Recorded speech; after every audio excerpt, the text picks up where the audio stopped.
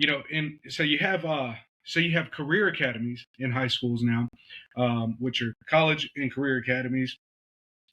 They're basically, a lot of times they're designed as kind of like a feeder program. So they'll have multiple schools that send students to this school for either college or career type training, right?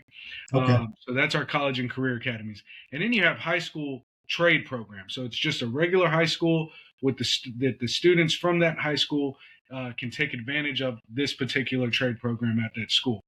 We've seen a huge increase in those programs over the last 10, 20 years. I mean, we've seen entire college and career academies built just within the last 5, 10 years across the state of Georgia. So those have been great. That's definitely increased the attendance, the amount of students that are interested in those programs. So they vary. Sometimes you'll go into programs, you may see uh, 5 to 10 students. And then sometimes you'll go in and you'll see up to 30. Then you also have the technical college trade programs, which typically offer an associate's in construction management or an associate's in engineering, an associate's in HVAC, welding, etc. There's a few different type of trade programs in the school systems from high schools up to post-secondary. And again, yeah, you'll see a variety of different, participation in it across the state of Georgia. But yeah, we'll go in. We go in with industry partners. A lot of the industry partners will come in and do career pathway presentation. That's something that definitely helped me gain a lot of traction in my experience in the industry. I would go in and do a career pathway presentation, just presenting the company, who we are, what we do, and then explaining how you would start a career with us and grow into upper management. We would actually give the students flyers that they could take home, or a flyer, and it was really just like a roadmap. It showed them, hey, day one, starting out with us, this is kind of what your life would look like. This is what you make. This is what you do.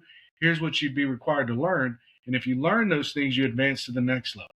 And if you learn, the components on the next level, you advance so on and so forth. And within 5 years, in most of those situations, you could be if not at a six-figure income, very close to a six-figure income, and working your way up to it. So yeah, and then we also follow those up with a hands-on workshop. So I came out of the drywall industry, so we would do a metal stud framing mock-up, which most people know about framing and they think just it's all wood, but commercial construction, particularly in Atlanta, Georgia, it's a major city in the United States. Most of the high rises are built with metal, and just like myself, I was in same situation. I had never worked with metal until I started working for the drywall company that I went to work for, and it was an eye opener. I had no idea that even existed, but it's everywhere. It's in most hospitals, most schools, airports, office buildings, etc. So really, just being able to go in and kind of pique those kids' interest and let them see and put their hands on real life materials and build a small component.